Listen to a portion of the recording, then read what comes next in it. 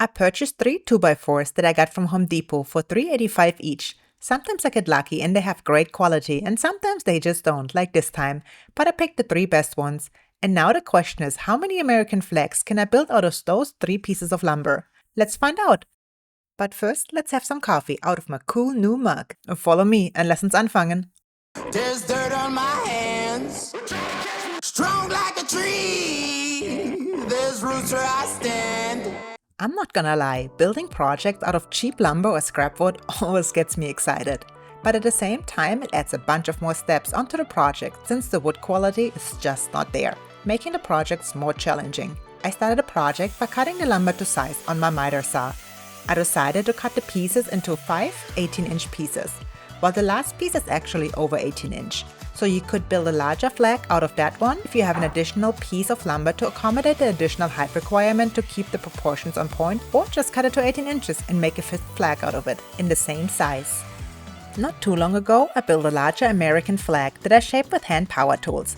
With that past project, I was somewhat restricted by the thickness of each 2x4 that I used. To keep it simple with the painting process, I flipped it to the side and that was the thickness of each stripe. From there on, the proportions of the flag were set. Hand carving the flags meant that every piece comes out differently, which is usually a great thing, but this wasn't the end goal for this project. I was looking for something that can be adjusted easily in size, duplicated multiple times, and to make the process more automated. So I came up with this project. Before I started the glue up of the pieces, I used a table saw to cut off the rounded over sides. All 2x4s are rounded over by the factory, or at least the ones they sell in my area. So that's always one of the first things I like to do before I do the glue ups. Because those rounded over corners don't make a nice glue up, you will end up with little gaps in between, and that's not pretty. Now don't go overboard here neither and cut off too much to end up with a too thin board. Just cut enough to get straight edges, that's about the thickness of your saw blade, and that will do. Once I had them nice sharp corners, I sanded one side smooth. You ask why just one side? Because you will only need a straight glue up for the bottom, since you will shave down the top anyways once you cut the wavy flag pattern. So let's have some fun with it.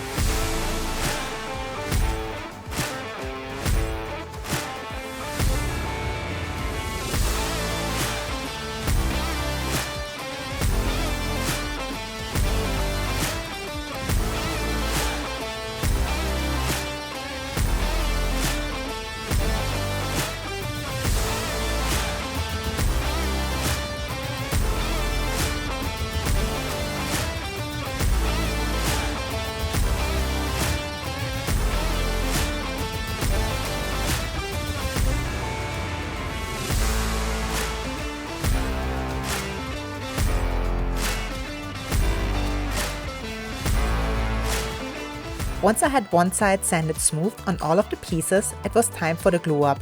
I'm using my pipe clamps to do so, since my Betsy clamps are all covered in glue and I haven't had a chance yet to clean them. As you can see, I'm still working with the thick old glue. This bottle seems to be endless. I usually go through so much glue, but I feel like I have the same bottle for 6 months now. And the crazy part, it's still half full. Did you know the cheapest way to build your own pipe clamps is to go to Home Depot and buy a 10-foot pipe and then have the sales associate cut and thread it for you for free?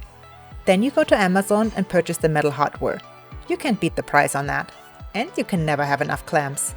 Once the glue is dry enough, I started with the cutting of the first flag.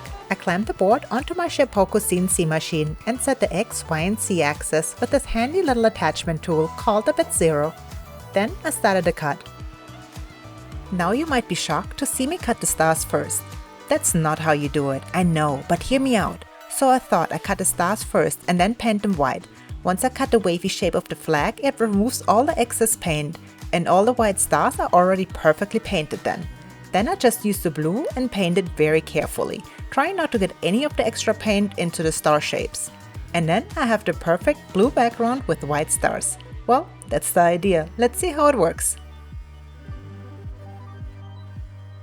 Cutting the stars only took a few minutes. Now I will add the paint to it. I'm using the Minwax in white. Then I let it dry for about 30 minutes or an hour. That should be enough time to have the paint dry enough to not be tacky anymore, because you do not want to end up having the wood dust get stuck to it.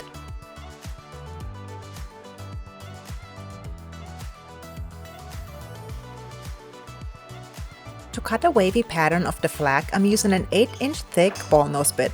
Usually you should do the rough cut before, but since I'm using construction lumber that is extremely soft, I will skip the roughening part step and just hope for the best. I think my machine is powerful enough to pull through this cut.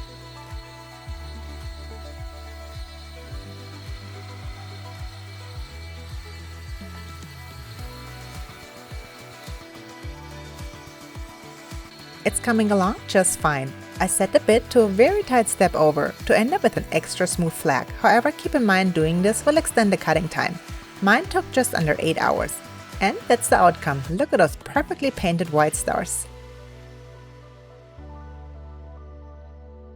To make the sides visually more appealing, I decided to carve them, somewhat so it's the shape of the movement of the flag.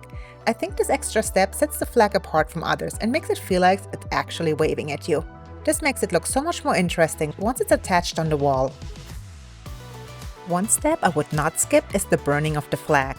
The red stain I'm using is semi-transparent, and the burn look underneath gives the red stain so much more depth. You can burn the wood before or after staining. Both give you a different look. If you burn the wood after staining, the white will have a little bit more yellowish, rustic look to it. Try out both. I'm using frog tape to get clean lines during the staining process. This is probably the most tedious part of the build. I really enjoyed having the pieces separated during my last flag build, but instead I have to tape them off now. Foam brushes are expensive. What happened? It's like $3 a brush at Home Depot, so of course I had to find them cheaper on Amazon. All the links to the products I'm using are in the description below, like always, so you can check them out and see what I'm using. Like mentioned earlier, here I'm trying to apply the blue paint in a way that it won't leak into the white stars, and I was not successful. This was a bummer. It did start leaking into the stars and then I just gave up. This is not the way to go, so I have to find a different way. So instead, I let the blue stain dry and then apply the layer of shellac. My idea here is to apply the finish, then paint the white, and then with a moist rag wipe off any extra paint. Let's see if that will work. Now it turned out much better than before. Not perfect, but acceptable. I still want to come up with a better way. Last time I cut the stars out of vinyl, which was great, but this time I wanted to carve them. I also tried a different style, where I just did not paint the stars at all, and then just burned them with fire. This is how this one looks like. Which one do you like better? Do you have any ideas how to make it perfect? Also with the fire you can see the white turn a little bit more rustic, almost like gets a yellow look to it. Let me know in the comments below which one do you like better.